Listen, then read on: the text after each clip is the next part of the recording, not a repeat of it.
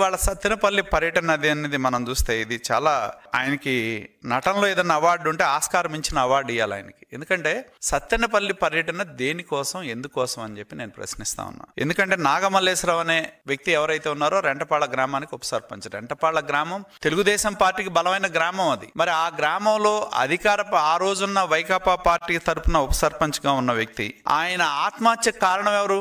జగన్మోహన్ రెడ్డి. ఎందుకంటే ఎన్నికల సందర్భంగా తాడేపల్లి ప్యాలెస్ నుండి నాయకులకి అందరికి మెసేజ్లు పంపించి తిరిగి మనం అధికారంలోకి వస్తున్నాం అని చెప్పి అసత్యాలు చెప్పి ప్రోత్సహించి బెట్టింగులు కాయించటం మూలాన ఎన్నికల ఫలితాలు వచ్చిన తర్వాత ఆయన కోట్లాది రూపాయలు డబ్బులు పోగొట్టుకున్నాడు అనేది జగమెరిగిన సత్యం. మరి అటువంటి వ్యక్తి మరి డబ్బులు కేవలం జగన్మోహన్ రెడ్డి యొక్క ప్యాలెస్ నుండి జరిగిన ప్రచారం వల్ల బెట్టింగ్ లో పాల్గొని ఉన్న ఆస్తిని కోల్పోతే దిక్కుచోచక ఆత్మహత్యానికి పాల్పడితే ప్రభుత్వానికి ఏంటి సంబంధం అని చెప్పి నేను అడుగుతా ఉన్నా. నాకు గుర్తున్నంత వరకు నాగమల్లేశ్వరరావు అనే వ్యక్తి చనిపోయింది జూన్ 9వ తారీఖున. చంద్రబాబు నాయుడు గారు ఎప్పుడు ప్రమాణ స్వీకారం చేశారు? జూన్ 12 అనుకుంటా. అంటే ఆయన ఆత్మహత్య చేసుకునేదానికి అసలు ప్రభుత్వమే లేదు, ప్రమాణ స్వీకారమే చేయనప్పుడు అసలు ప్రభుత్వ వేధింపులు అనే ప్రశ్న ఎక్కడ వస్తుంది? నాకు చాలా ఆశ్చర్యం కలిగించేది అదే. అసలు ప్రభుత్వమే మా ప్రభుత్వం ప్రమాణ స్వీకారం చేయకముందు ఆయన